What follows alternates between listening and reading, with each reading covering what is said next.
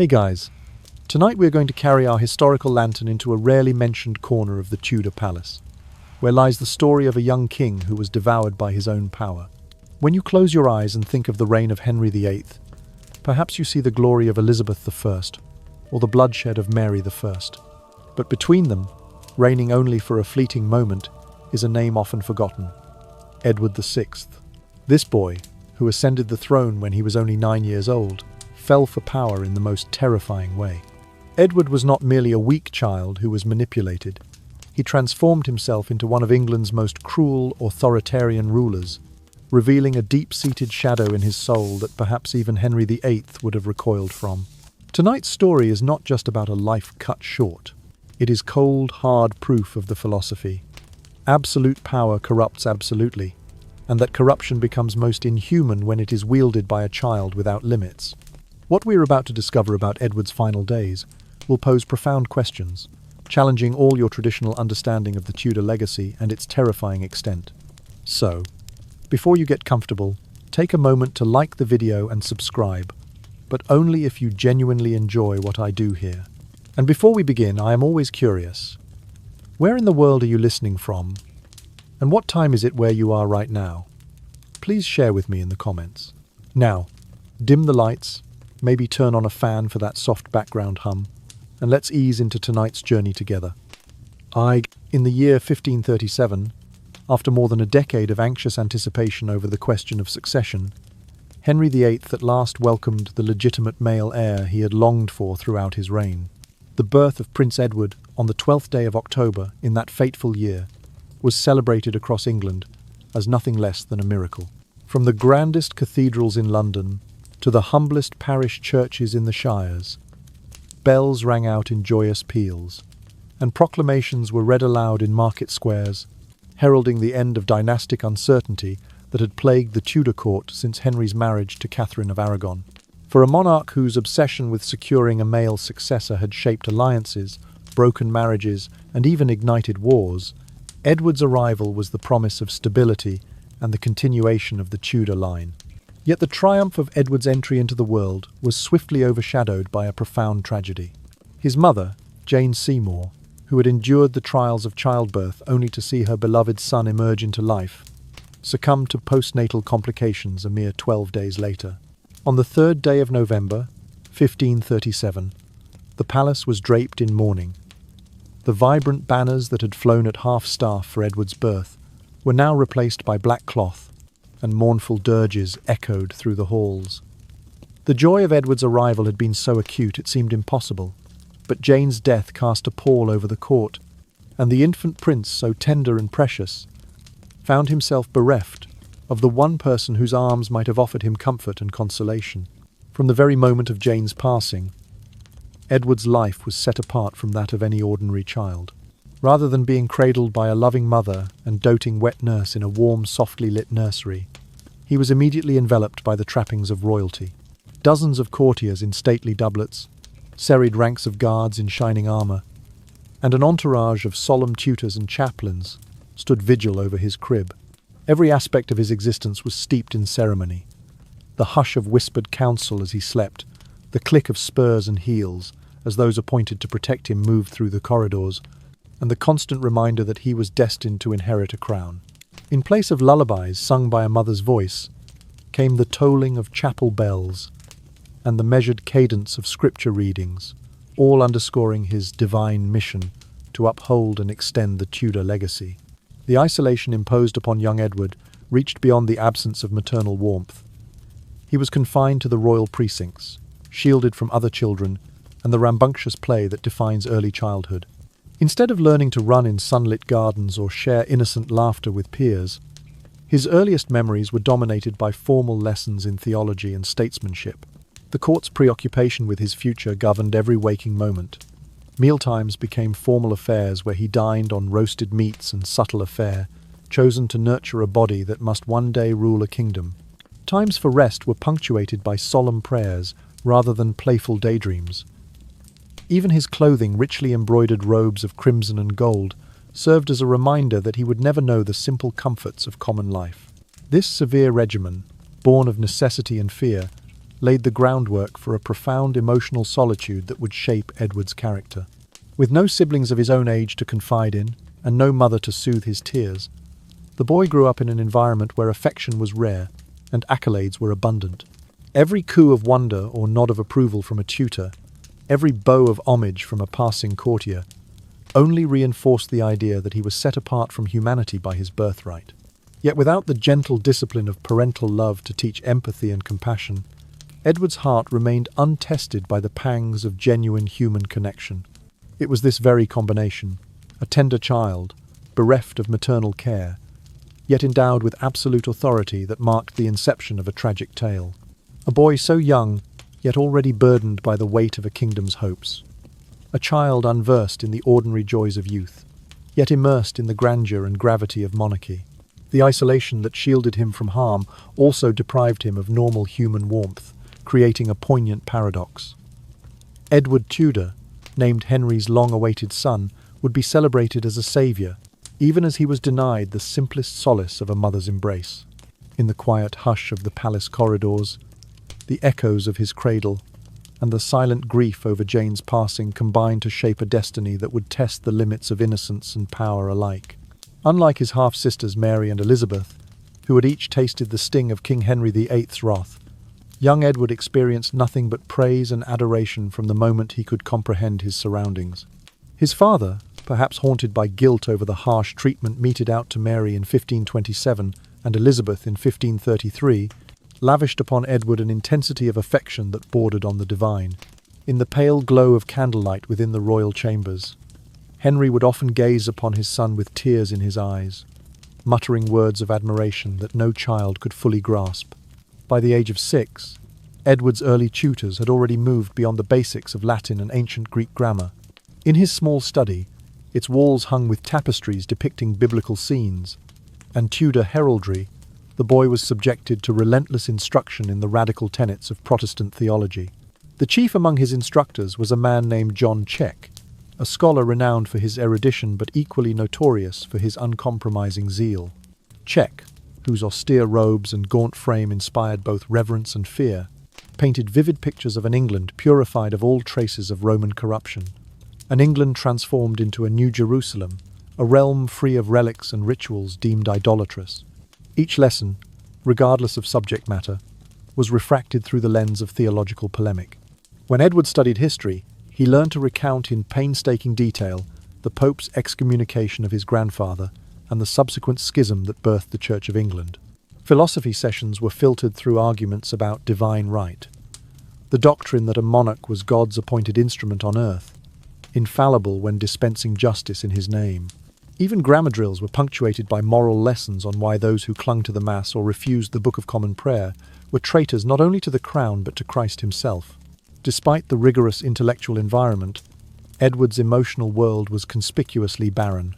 There were no playmates to share laughter or scraped knees, no affectionate family dinners where siblings teased one another over roasted meats. Instead, meals were solemn affairs. The young prince seated on a dais, a jeweled salt cellar before him, as courtiers filed past to pay homage. He consumed carefully prepared dishes, suckling pig with saffron rice, sweetmeats preserved in sugar loaves, each morsel a reminder of his elevated status and the weight of expectation pressing upon him. By the time Edward celebrated his 8th birthday, April the 12th, in the year 1545, he could debate the finer points of Calvinist doctrine with university theologians. Contemporary records note that he once engaged in a 3-hour disputation on predestination with the dean of St. Augustine's Abbey, emerging triumphant in the eyes of his tutors. Yet that triumph carried a cost.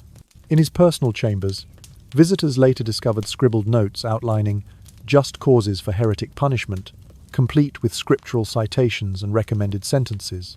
He spoke of divine judgment as one might discuss the weather, with clinical detachment that betrayed a chilling lack of empathy. The paradox of Edward's upbringing lay in its combination of intellectual rigor and emotional neglect. While he mastered the art of argumentation, recognizing fallacies and constructing syllogisms, he remained profoundly inexperienced in the matters of the heart. Pity, compassion, or even the simple act of consoling a friend in distress.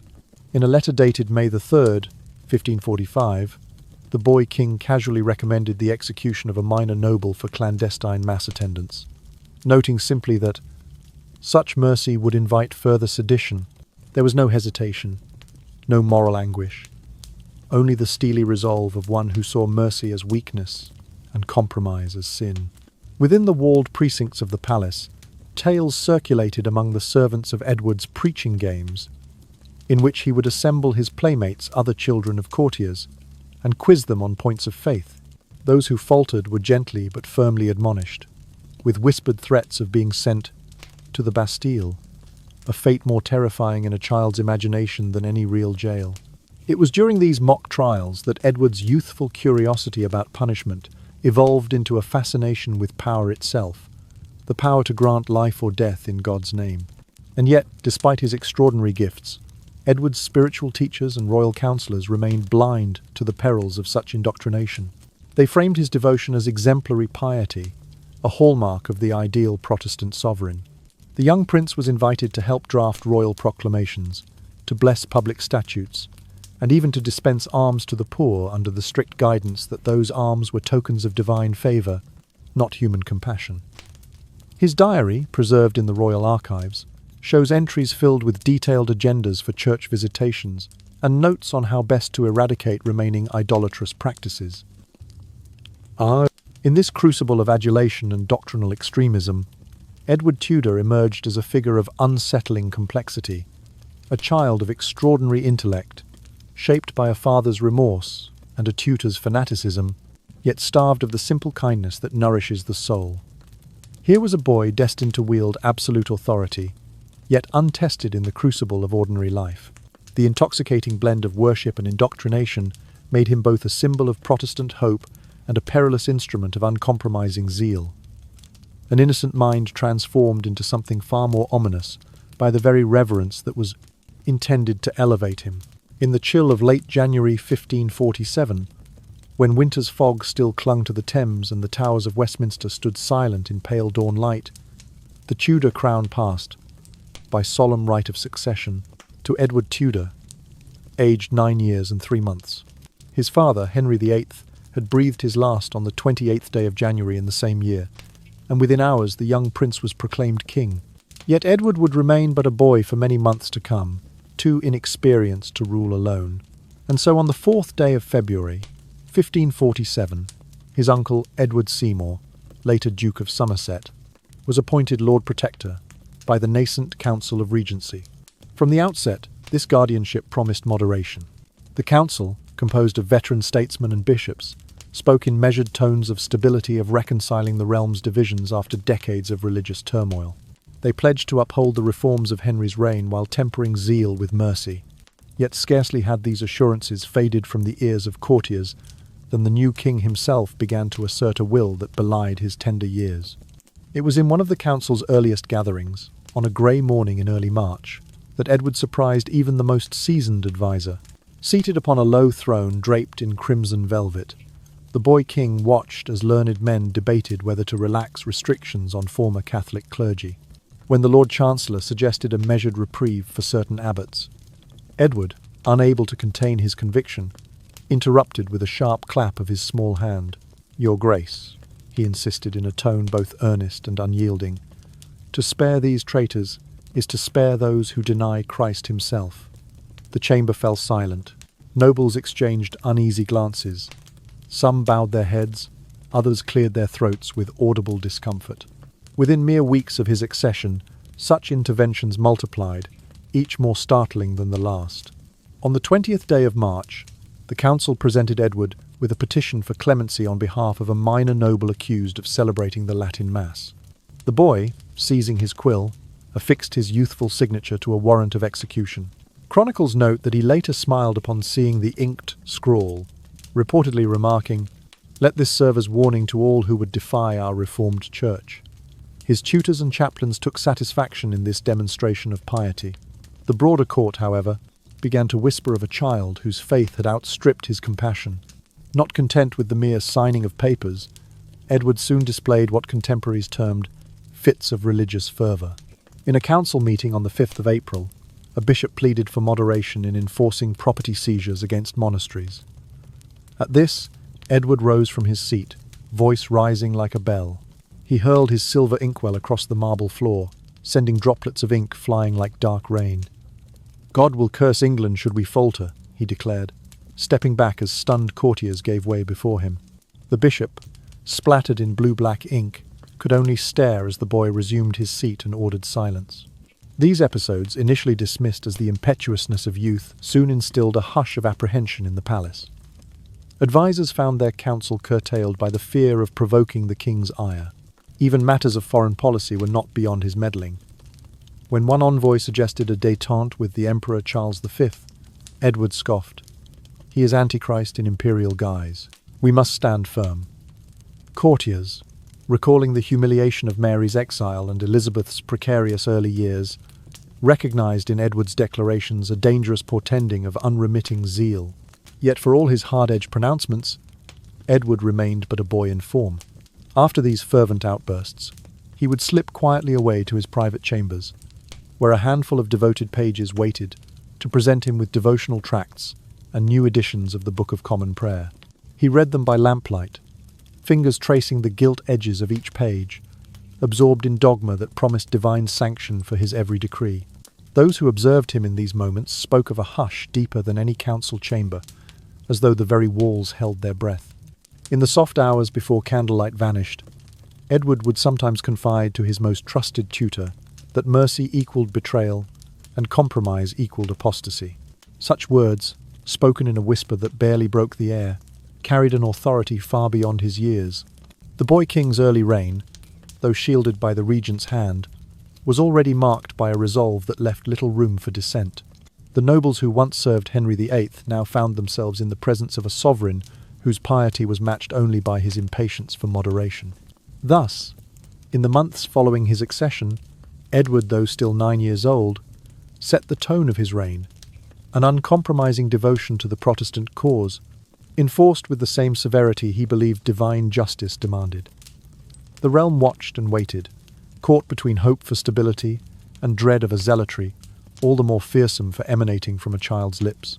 In the hush of those early days, it became clear that Edward VI, despite his youth, would leave an indelible mark upon England's religious landscape, one shaped by the unfiltered convictions of a king who learned the language of reform before he learned the language of play. When Edward was but a child of 9 years, while his playmates in the courtyard learned to care for dolls or practiced mounting ponies in the royal stables, he devoted his waking hours to volumes of grim scholarship. In the dim lamplight of his private chamber, he pored over accounts of the Spanish Inquisition, marvelling at the rigour with which its commissioners pursued heresy. It was in June of 1547 that one of his personal pages stumbled upon a collection of the young king's drawings, meticulously rendered instruments of torture, from the rack to the strappado, each annotated with comments on efficiency in extracting confessions. These sketches, bound together in a leather notebook, revealed an intellect both voracious and disturbingly detached, a mind that regarded methods of coercion as one might study the mechanics of a clock. But Edward did more than simply observe these horrors. He sought to replicate their system in England. In the late summer of 1547, he began to lay the foundations of a religious intelligence network unlike any his realm had known. He dispatched letters to parish priests across the shires, urging them to name individuals suspected of private Catholic worship. He issued edicts offering monetary rewards to households that reported such treacherous practices. Astonishingly, he extended this bounty to children. Any child who informed on a parent or sibling for attending Latin Mass could claim a small silver coin from the Crown's treasury. By All Saints' Day, November the 1st, 1547, the tally of informants had swelled into the thousands, transforming villages into hotbeds of suspicion. In Edward's view, every clandestine prayer or hidden crucifix constituted not merely a breach of law, but a betrayal of the nation itself.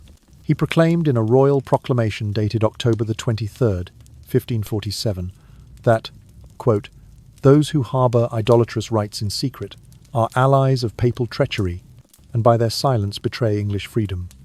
To enforce this decree, he authorized local magistrates to conduct searches of homes, confiscating any missals or rosaries found. Those caught were subjected to a spectrum of punishments calibrated to instill terror. First, public shaming with stocks placed in the village square. Then, for repeat offenders, imprisonment in dank towers. And, ultimately, for the most defiant, capital sentence by beheading. Yet Edward did not delegate these decisions wholly to others. The Royal Archivist's ledger records that on December the 5th, 1547, the young king personally reviewed 50 cases of alleged recusancy. He sat behind a polished oak desk in the great hall of Whitehall Palace, quill in hand, amending verdicts and increasing sentences where he deemed them too lenient. One such case involved a gentlewoman named Lady Anne Howard, accused of sheltering a priest. Although her initial sentence called for 2 weeks in the pillory, Edward revised it to exile from court and forfeiture of her estates, declaring, "Our mercy must not encourage sedition." This pattern of escalating retribution became a hallmark of his short reign. In one council meeting on January the 21st, 1548, a courtier beseeched him to temper the severity of fines imposed on recalcitrant clergy.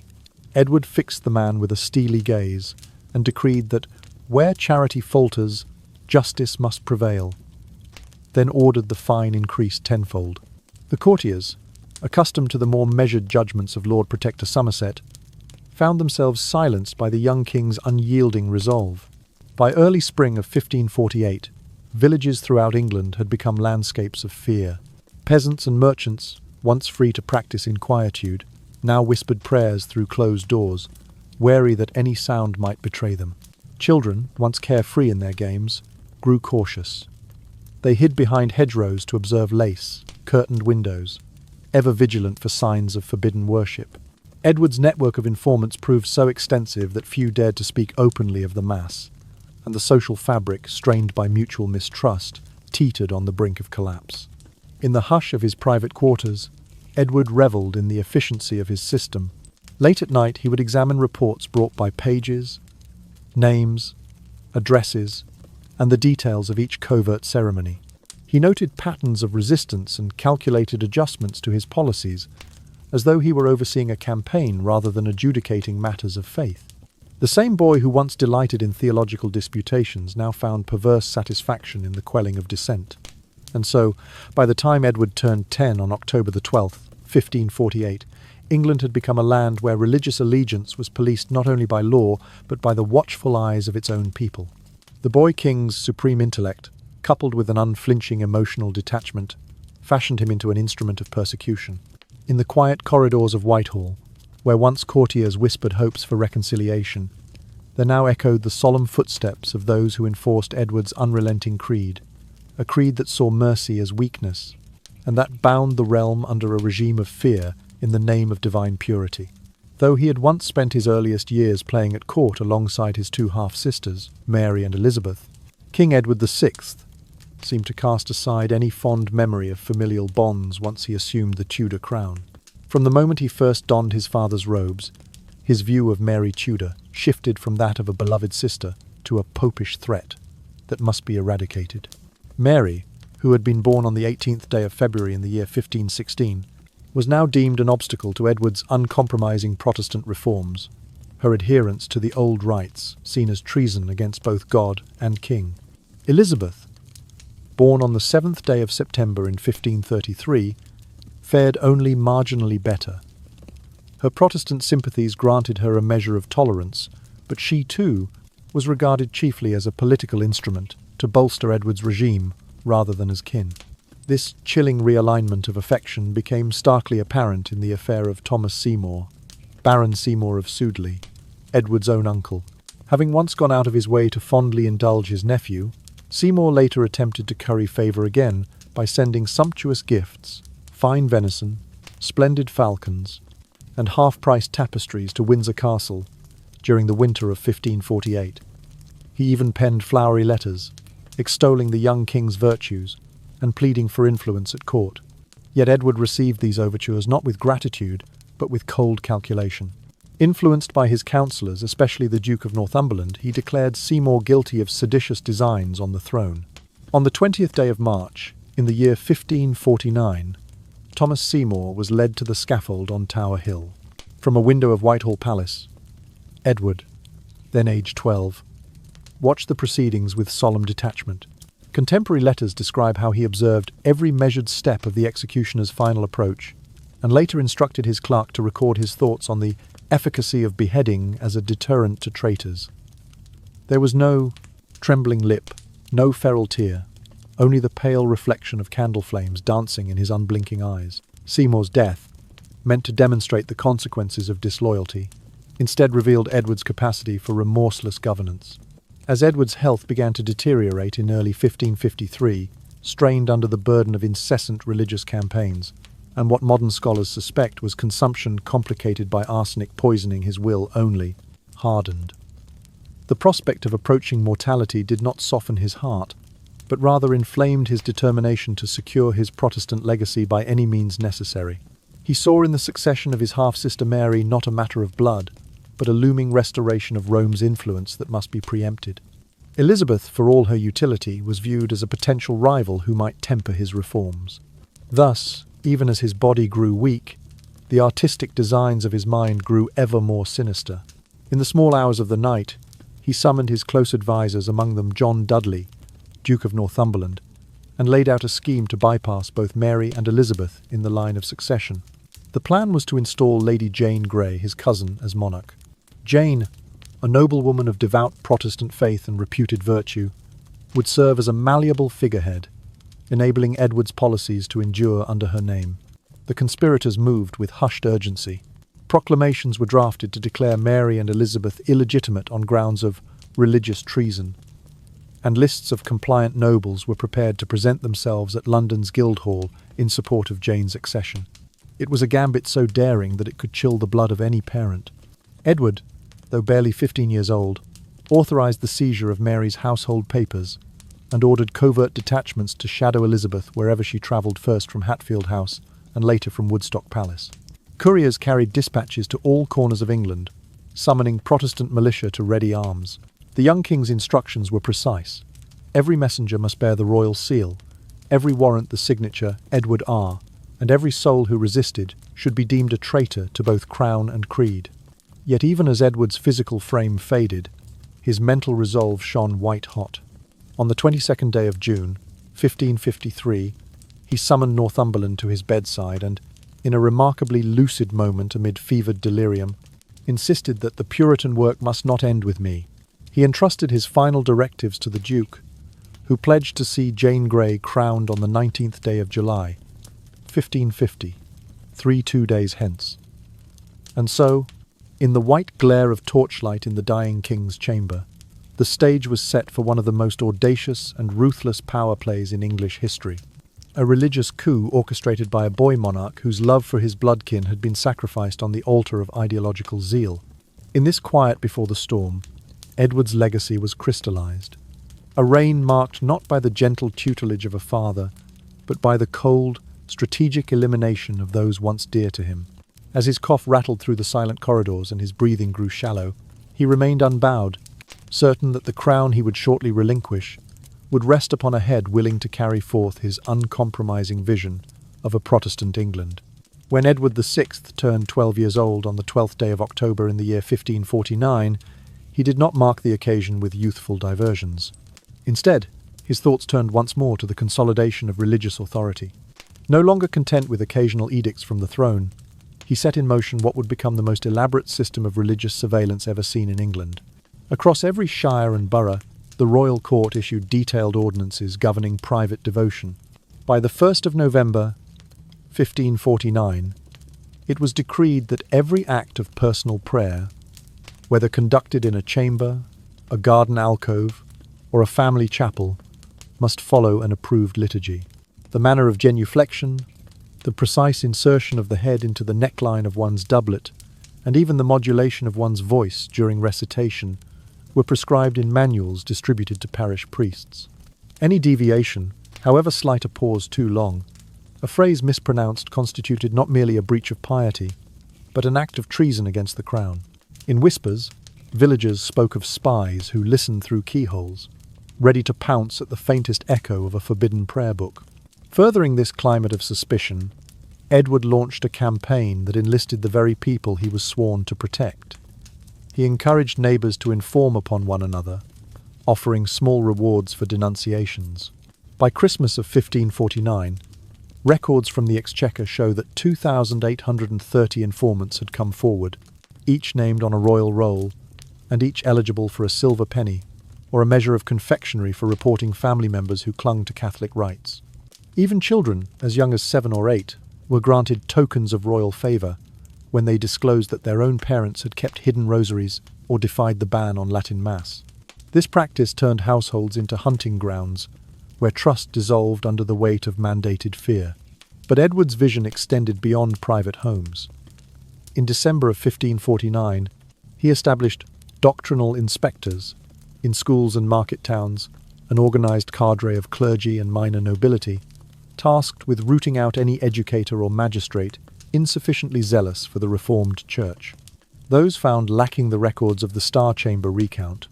Nearly 400 teachers and civic officers by Easter of 1550 were summarily removed from office, their property seized, and in many cases brought before summary trials on charges of religious negligence. Families vied to prove loyalty. Marriages were arranged so that loyal relatives might occupy key posts near the capital, and entire manors pledged oaths of fealty in public squares. At Whitehall Palace, the King's command centre took shape. Floor plans drawn in the spring of 1550 reveal corridors lined with ledgers tracking every manor, parish and hamlet within a day's ride of London. Nobles sent weekly dispatches listing suspect households, while Edward's clerks updated maps to indicate regions of heightened, seditious sympathy. The king himself, despite frailty from illness, presided over these operations, pointing to clusters on the parchment and instructing harsher measures where defiance appeared entrenched. Most strikingly, Edward personally compiled what he called the Register of Conscience. This dossier, begun on the 15th of February, 1550, consisted of leather-bound volumes in which each arrest, interrogation, and sentence was recorded with meticulous care. Beyond mere chronicles of names and dates, the entries included assessments of each punishment's efficacy, how swiftly a sentence of public flogging compelled a prisoner to recant, whether the sight of the pillory drew lasting dread among onlookers, and which forms of humiliation promised enduring compliance. One entry lauds the use of the ducking stool, noting that subjects subjected thereto exhibit 6 weeks of reluctance before public worship. Another compares the moral effects of solitary confinement versus time spent in the stocks. To Edward, these pages were not records of cruelty, but instruments of political science experiments in human nature conducted under the guise of divine mandate.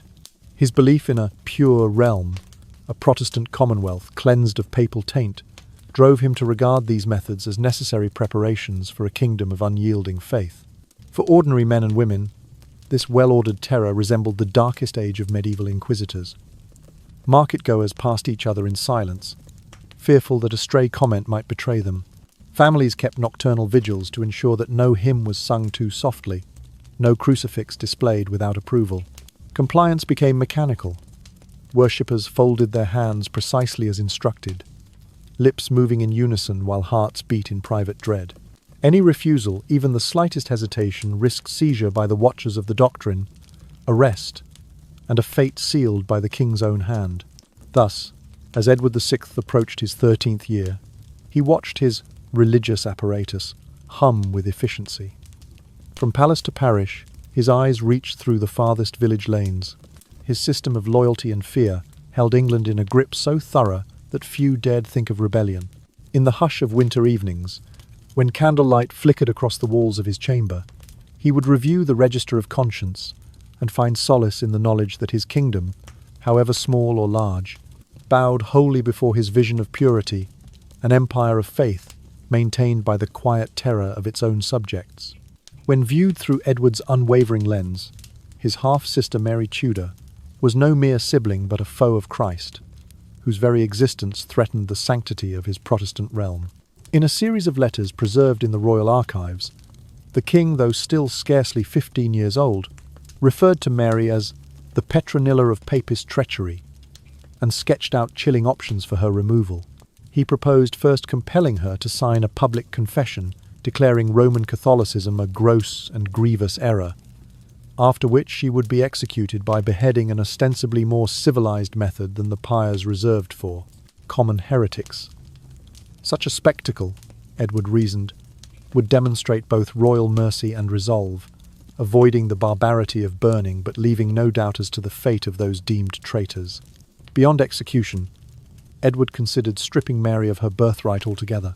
One draft memorandum, dated March the 22nd, 1553, outlines a scheme to reclassify her as a free woman of the crown, thereby nullifying her claim to succession, relegating her to solitary confinement, and forbidding contact with any court official or foreign envoy.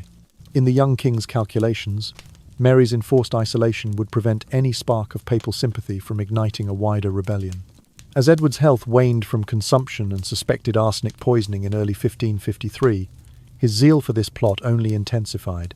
From his sickbed at Whitehall Palace, he convened clandestine audiences with John Dudley, Duke of Northumberland, whose loyalty had earned him the trust of both monarch and council. Together, they refined every detail of what would become the Jane Grey project. Their objectives were starkly simple: remove Mary Tudor from the seat of power, delegitimate her claim on grounds of religious treason, and elevate Lady Jane Grey, Edward's Protestant cousin, and reputed paragon of virtue, to the throne in a secret ceremony. The mechanics of the coup were meticulously drawn. First, Mary, then residing at Hatfield Palace in Hertfordshire, would be seized by royal guards dispatched under the authority of the Duke of Norfolk. Anyone aiding her escape, the conspirators agreed, would be deemed guilty of high treason. Next, a proclamation would be read from the steps of London's Guildhall on the night of July the 9th, 1553, declaring Mary deposed for having embraced Rome's fatal errors, and stripping her of all titles. At dawn on July the 10th, Jane Grey would be crowned quietly in the Chapel Royal at Whitehall, attended only by select nobles and Protestant clergy. Following the installation of Queen Jane, Edward and Dudley planned a second wave of legislation to purge the realm of remaining Catholic influence. Statutes would be hastily passed to criminalise any mass, impose harsher fines on recusants, and seize the property of known papist sympathisers' assets to be redirected to fund a standing army loyal to the new Queen. Documents labelled the Edict of 7 Articles, drafted on April the 5th, 1553, detailed provisions for military levies, legal tribunals, and a network of confessional wards designed to entrap even the most discreet practitioners of the old faith. But this conspiracy was more than a solitary endeavour of a gravely ill king. It enjoyed covert support among radical Protestant theologians, figures like Archbishop Robert Bishop and Dean Hugh Latimer, who saw in Jane Grey a vessel for their reformist ideals. They provided theological justification for Edward's actions, drafting sermons and pamphlets to circulate among influential courtiers. Meanwhile, leading nobles such as Sir Anthony Browne and Sir Henry Gates were discreetly assured of high office under Jane's reign, thus securing their allegiance. Westminster Palace became the nerve centre of this plot. In candlelit antechambers, Edward, Dudley, and their core group of 10 met in hushed tones, poring over seating charts for the coronation, lists of compliant aldermen, and coded dispatches to loyal sheriffs in the shires. Minutes from these meetings, smuggled into secret compartments of Edward's desk, reveal his analytical mind at work. He ranked each council member's reliability on a scale of 1 to 5, earmarking those rated 3 or below for exclusion or arrest once Jane ascended. Meanwhile, Mary Tudor, informed of rumblings of a coup but unaware of its full scope, attempted to rally her supporters in Suffolk and Norfolk. On June the 25th, 1553, she sent pleas for reinforcements to loyal nobles, a move Edward anticipated. To thwart her, he ordered the arrest of several trusted messengers on charges of abetting foreign schismatics. Their capture, publicised in broadside proclamations, served both to cut off Mary's communication and to intimidate other would-be defenders. In Edward's devout mind, this was no mere power grab, but a divine imperative. His whispered entreaties to Dudley in the final days of June, recorded on June the 29th, described Mary as the last bastion of Rome's tyranny, and Elizabeth as a pious pawn at best. The plotters resolved that no hesitation would be permitted. Jane Grey's elevation would proceed on schedule, come what may. Thus, in the shadowed corridors of Tudor power, the stage was set for a coup so audacious that it would reverberate through history. Edward VI, his body frail, yet his resolve unbroken, cast aside familial affection as though it were a weakness. In its place, he wove a tapestry of intrigue, religious fervour, and political calculation, one that would test the very foundations of monarchy in England. The Lady Jane Grey plot unfolded with spectacular ambition in the twilight of Edward's life.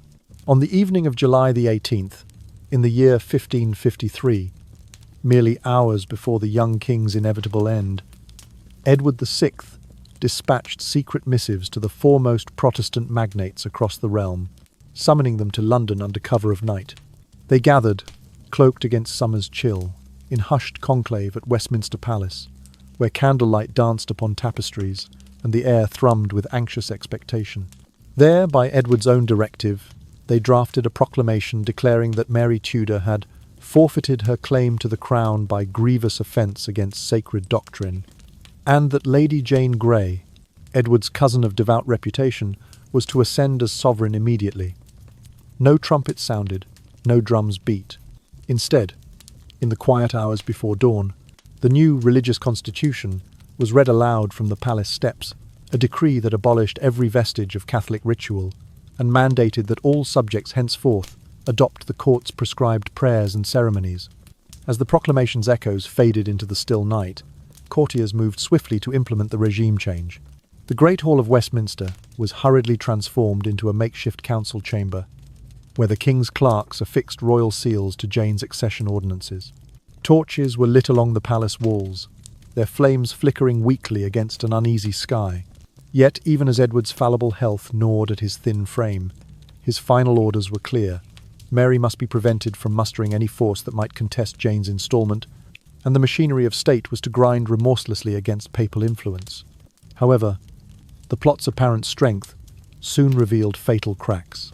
Word of the clandestine coup spread with alarming speed to the east, where Mary Tudor lay free at Framlingham Castle, surrounded by faithful retainers. On the morning of July the 19th, 1553, she unfurled the Carmelite banner white, emblazoned with the Red Cross, and lit torches that blazed against the dawn, crying, "Catholic England shall endure." Peasants and townsfolk, wearied by months of Edward's harsh decrees and fearful of further religious extremism, flocked to her standard in droves. The sight of Mary, resolute and unbowed, restored their hope of tolerance and stability. As the news of Mary's resurgence reached the capital, a palpable shift occurred among the nobility. Many who had pledged secret fealty to Jane Grey now recoiled at the prospect of fighting against their fellow countrymen. Moderate lords, apprehensive at the idea of England transformed into a militant Protestant theocracy, withdrew their support. By midday on July the 19th, the Duke of Northumberland found himself abandoned by key officers. Some fled in the night, unwilling to brand themselves traitors to Mary, while others surrendered their places without protest. Amid this unravelling, Lady Jane Grey, barely 16 years old and unaware of the full gravity of her situation, was hurriedly escorted to the Chapel Royal. There, in a hushed ceremony devoid of the customary pageantry, she was crowned Queen of England before a handful of loyalists. Yet the ceremony's solemnity rang hollow. Elsewhere in the palace grounds, guards stood idle, uncertain whether to salute their new sovereign or flee in fear of Mary's approaching forces. Meanwhile, Edward, his breathing ragged, and body consumed by consumption, and believed by some to be succumbing to arsenic poisoning, cast his final gaze upon Jane's fragile crown. From his sickbed, he sent one last edict to John Dudley, ensuring that a force of royal guards, armed and mounted, remain in readiness to protect her. But by late afternoon, those same guards, sensing the tide of loyalty shifting, quietly slipped away, blending into London's restless streets. That night, with Mary's banners visible on the horizon and the city's militia rallying to her cause, the plot collapsed entirely. On July the 19th, Mary Tudor was proclaimed Queen at Guildhall, London. 2 days after Jane's brief enthronement, the young figurehead was arrested, wearing her silver circlet like a shackle rather than a symbol of power. At dawn on July the 21st, 1553, many of Edward's principal conspirators, among them the Duke of Northumberland, were taken in chains, their titles stripped, to face trial for treason. Thus ended the brief and tumultuous reign of Jane Grey, often remembered as the 9 Days Queen. Mary I, daughter of Henry VIII, began her own rule with promises of reconciliation, though she would soon earn the epithet Bloody Mary for her later persecutions. Yet the legacy of Edward VI's final gambit endured as a chilling testament. that absolute authority, even in the hands of one so young, could engineer a near-bloodless coup, only to see it implode in a matter of days. In the silent corridors of Whitehall, where Edward's fevered dreams of a pure Protestant commonwealth had flickered brightest, they now lay in ruin, an ominous reminder of the perils that attend power, wielded by those too inexperienced to temper conviction with compassion. When the 26th year of the Tudor dynasty drew to its final months, King Edward VI lay dying in a chamber once resplendent with finery. Now steeped in muted lamplight and hushed lamentations, his fever first emerged on the 23rd day of June in the year 1553, beginning as a persistent heat that no cooling potion could quell. Within days, what began as a high fever escalated into relentless chills. His small body racked by coughing fits that racked his ribs and left him gasping for breath. Court physicians, recalling treatment regimens of the era, administered doses of mercury and herbal concoctions laced with arsenic substances meant to purge disease, but which modern forensic analysis suggests hastened poisoning rather than cure. By the 1st of July, Edward's once ruddy complexion had given way to a sickly pallor. His cheeks, once rosy beneath waves of fine blonde hair, were now streaked with rivulets of dried blood, evidence of relentless coughing. His skin took on mottled bruising, blue-green patches that marked where his veins had collapsed under the strain of toxic remedies. Visitors to his bedside recoiled at the tang of decay that wafted through the chamber, a fetid odour that spoke of failing organs and the rot of untreated illness. His hair fell in clumps, leaving bare patches upon his crown, and his nails, once trimmed by the gentle hands of his ladies-in-waiting, wilted into brittle shards. Yet even in such agonizing condition, Edward maintained a grim resolve. His attendants a handful of devoted pages, and his chaplain chronicled every groan, every prayer, and every spasm. Between convulsions, the king would mutter fervent passages from the Book of Common Prayer, his voice trembling yet defiant, as though seeking divine reassurance in his final hours. These were not whispers of contrition, but impassioned invocations of Protestant truth, each utterance echoing with the fanatic certainty that had guided his reign. Despite the terror inspired by Edward's manic piety and his ruthless enforcement of religious conformity, news of his impending death was met with a collective sigh of relief throughout England. In taverns and market squares, commoners and merchants paused in their daily toil to exchange whispered prayers not for the boy king's soul, but in hope that Mary Tudor, his half-sister, would bring an end to the relentless persecutions. Among the nobility, the reaction was equally complex. Grief for a child who had never truly known childhood mingled with relief that the capricious zeal of Edward's regime would soon cease. Even as his strength ebbed, Edward's mind remained acutely focused on the machinery of religious surveillance he had perfected. At intervals between laboured breaths, he summoned his scribe and dictated lists of towns and individuals suspected of harbouring Catholic sympathies. One such injunction, entered on July the 4th, specified that the village of Ashford in the Water remain under watch for clandestine masses. In these final directives, the king's eyes, bloodshot and hollow, betrayed no sign of regret, only the same cold intensity that had guided his hand in sentencing so many. Legend holds that the last lines Edward scrawled, his quill faltering in trembling hand, read, "Continue this work, though I depart, that England stand pure in faith." These words, tinged with defiance, were found the following morning by his chaplain, tucked beside the king's prayer book, stained with tears and his final drops of blood. It was a testament to a spirit unyielding even in the face of death, a spirit that had transformed a sheltered boy into an instrument of unwavering dogma. On the morning of July the 6th in the year 1553, as dawn's pale light filtered through the mullioned windows of the royal chamber, Edward VI drew his last breath. He was 15 years old. Outside, the palace guards lowered the banners that had flown at half-mast for his proclamation, now draped in full mourning. Within the corridors of Westminster, the news spread like a gathering storm. The boy king, whose reign had been defined by piety and persecution, was no more. The reaction was immediate and varied. Common folk lit candles at parish church altars, offering prayers for both Edward's soul and for the mercies his death might bring. In noble halls, whispers turned to chatter. Would Mary I indeed restore the old rituals, or would her reign prove as unforgiving as her brother's? Amid these speculations, there was also an unmistakable undercurrent of relief. England, for a moment, could breathe free of the spectre of child-led fanaticism. Mary Tudor, learning of her brother's passing, immediately prepared to return to London. As she donned the crimson and silver robes of state, she must have known that the era of Edward's austere Protestant code had ended. Yet even as she ascended the throne, those who had served Edward still remembered the terror his Inquisition had wrought. Registers of conscience, inventories of interrogations, and the spectacle of a child's cruelty wielded as holy decree. Thus concluded the final act of Edward VI's tragic theatre, a reign brief in years but vast in its impact. His death marked the close of what many would recall as the darkest chapter in England's Protestant saga, and heralded the dawn of Mary I's rule, which would carry its own tests of faith and tolerance. But for all the changes to come, one truth remained immutable. For those who lived through Edward's reign, the memory of power in the hands of a pious youth would linger as a cautionary tale, reminding each generation of the peril that awaits when zeal goes unchecked and innocence is corrupted by absolute authority. Edward VI's reign, though spanning scarcely 6 years from January the 28th in the year 1547 until his death on July the 6th in the year 1553, cast a long and dreadful shadow over England's religious landscape. In that brief time, the boy king demonstrated a mind of exceptional acuity coupled with an alarming emotional void.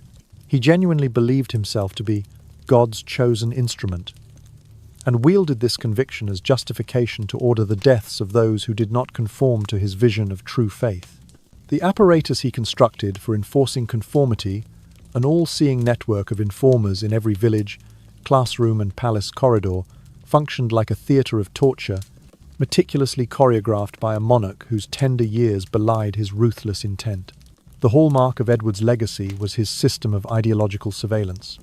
By the spring of 1552, his registers of conscience listed over 9,000 suspected recusants, each name meticulously recorded alongside notes on interrogations and punishments. These volumes served not merely as chronicles of enforcement, but as manuals of terror. Entries detailed which methods of public humiliation most effectively cowed communities, which forms of imprisonment led to the swiftest confessions, and even which instruments of corporal punishment left the deepest psychological scars. One notorious entry from March the 22nd, 1552, lauds the efficacy of the ducking stool in deterring secret mass attendance, while another from August the 9th extols the dissolving fear wrought by extended placement in the stocks. Equally calculated was Edward's encouragement of neighbour-on-neighbour denunciations.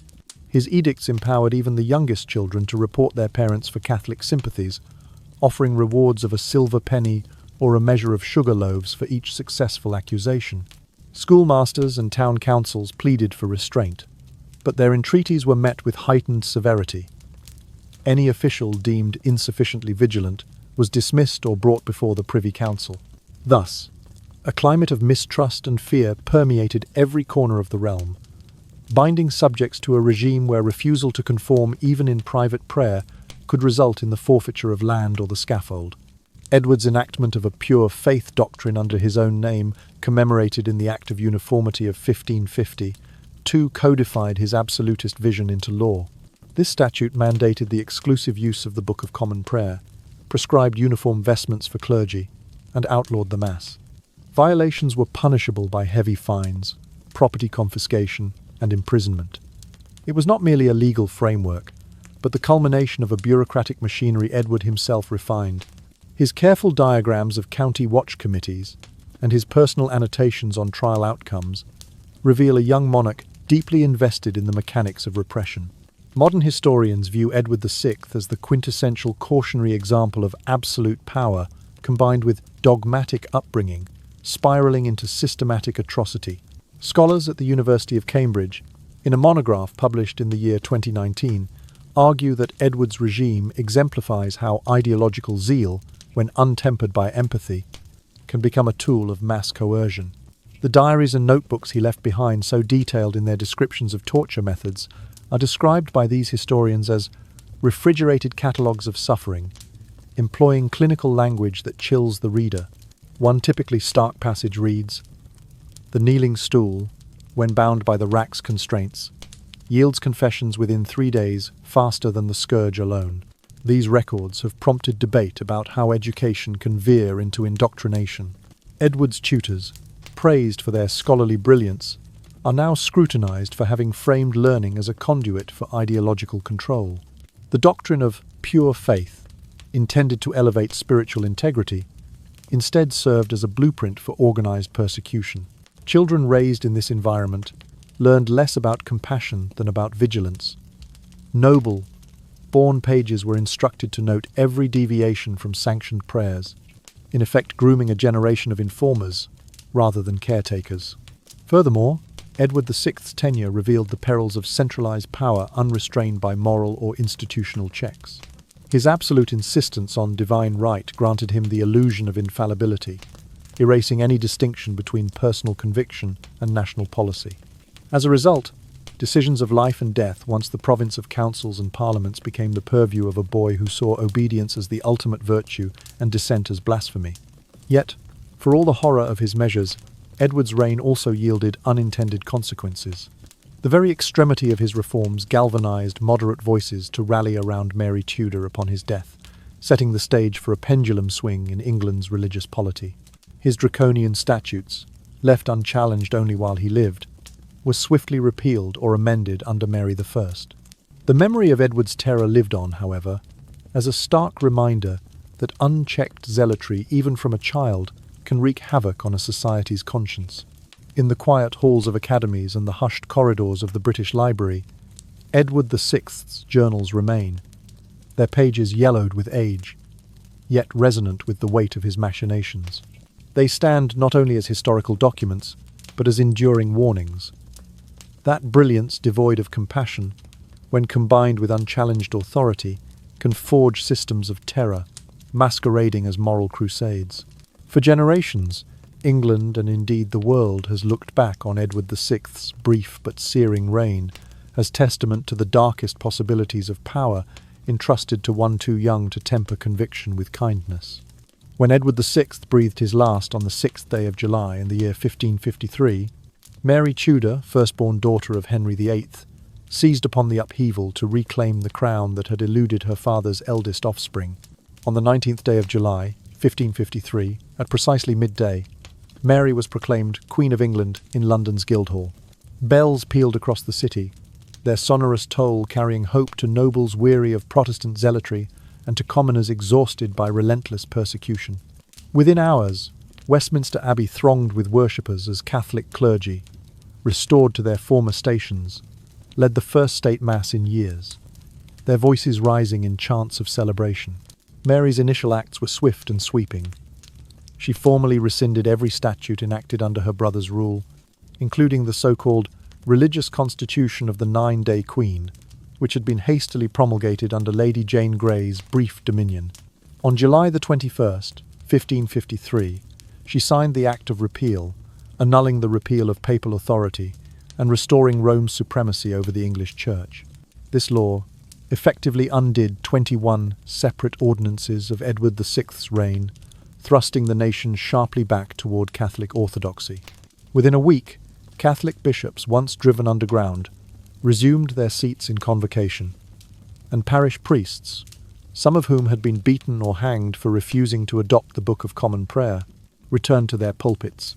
Yet Mary's promise to bring England home to the Church of Rome was tempered by a grim resolve to punish those who had conspired to deny her birthright. Between February of 1555 and November of 1558, records confirm that approximately 283 individuals accused of heresy were condemned to death by burning at the stake. These included not only prominent Protestant divines, such as Bishops Hugh Latimer and Nicholas Ridley, who perished together on October the 16th, 1555, but also dozens of laypersons whose only crime was private worship in defiance of the Queen's edicts. The crowds that gathered at Smithfield and Canterbury watched in sombre silence as flames consumed the condemned, their cries mingling with the crackle of burning wood and the distant hymns sung by onlookers as penance. In this chapter of Mary's rule, commentators both contemporary and modern have dubbed her Bloody Mary. The sobriquet reflects more than the sheer number of executions. It speaks to the pervasive climate of fear she cultivated. townsfolk dared not whisper forbidden prayers within their own homes, lest the local constable's ear be inclined by gold coins or prospect of promotion. Children, taught in clandestine catechism classes by exiled Protestant tutors, were forced to adopt Latin chants in the market squares, their voices trembling under watchful eyes. The very sight of a rosary, once a secret comfort, now carried the risk of confiscation and condemnation. Despite her zeal, Mary's reign failed to extinguish Protestant sentiment entirely. By the time she closed her eyes on the 17th day of November in the year 1558, witnesses estimated that fewer than 1 in every 50 households had abandoned the old faith outright. Many had simply outwardly conformed while privately maintaining their beliefs. The Queen's draconian methods, seizures of property, summary trials, and the shadow of the stake-bred resentment that would later fuel the Elizabethan religious settlement. Mary's rule endured for only 5 years and 4 months, yet the fractures she wrought upon the social fabric proved enduring. The economy, strained by costly navy expenditures, and the maintenance of garrisons loyal to Rome, faltered under heavy taxation. Trade guilds, disrupted by the periodic imprisonment of their masters for suspected heresy, struggled to find apprentices. Meanwhile, families torn between allegiance to crown and conscience found themselves divided. Household gatherings, once marked by simple fellowship, now fraught with whispered anxieties. Upon her death in November of 1558, Mary left behind a realm neither wholly Catholic nor steadfastly Protestant, but one scarred by the spectre of ideological violence. Her half-sister Elizabeth, ascending the throne the following month, would grapple with this legacy, striving to forge a more lasting religious compromise. Yet for the people of England, the memory of Mary's bloody reprisals remained a stark admonition. That extremes of faith, whether born of fervent Protestant zeal like Edward VI's, or uncompromising Catholic restoration like Mary's, could rend the very heart of a nation. In the hushed parlours and quiet gardens where families once whispered prayers, the lessons of tolerance and moderation would, in time, take root as a bulwark against the return of tyranny cloaked in divine conviction. And so we come to rest at the gentle close of our tale, letting the weight of history drift away like twilight mist over a quiet moor. Take a slow, deep breath, and feel each syllable unfurl as a soft ribbon of sound, easing the mind from the solemn march of kings and queens into the tender hush of evening. Let the memory of Edward's fervent heart and Mary's steadfast resolve settle into the landscape of your thoughts, like distant church bells resonating across a still vale, their echo fading into calm. In the quiet that follows, know that this story carries with it the simple yet enduring message that unchecked zeal, even when guided by the purest of intentions, can become a burden both for the bearer and the world around them. It reminds us that true strength lies not in wielding absolute power, but in tempering conviction with compassion. When we listen to one another, when we hold space for doubt as tenderly as we hold faith, we build a realm of understanding far more enduring than any throne. Imagine now a soft candle flame, its glow dimming in the hearth, casting gentle shadows that waltz across time-worn stones. The faces of those who walked these corridors, the child king, the embattled sisters, the weary nobles soften in the lamplight, their stories sinking into peace. Allow the echoes of their voices to meld into a lullaby that sings of lessons learned, of the delicate balance between belief and mercy. As you close your eyes, picture a tranquil garden at dusk, where roses bow their petals and the breeze carries the fragrance of distant blooms. With each exhale, the turmoil of power and the weight of persecution drift farther away, leaving only the quiet pulse of the earth beneath you. Rest here for a moment, in this place beyond conquest and creed, where our shared humanity blooms like night-blooming jasmines under a velvet sky. And in that gentle darkness, hear this whisper: may your heart remain open, your mind at ease, and your spirit guided by both courage and kindness. Remember that every story, however grand or grim, ultimately returns us to the simple truth that we are all caretakers of one another's peace. Good night, dear listener. May your dreams be soft, your slumber deep, and your morning greeted with hope. If you have found solace or insight in this journey through Tudor shadows, please subscribe to our channel. We will meet again with more tales to soothe the soul, illuminate the past, and remind us of the quiet strength within us all. Sleep well.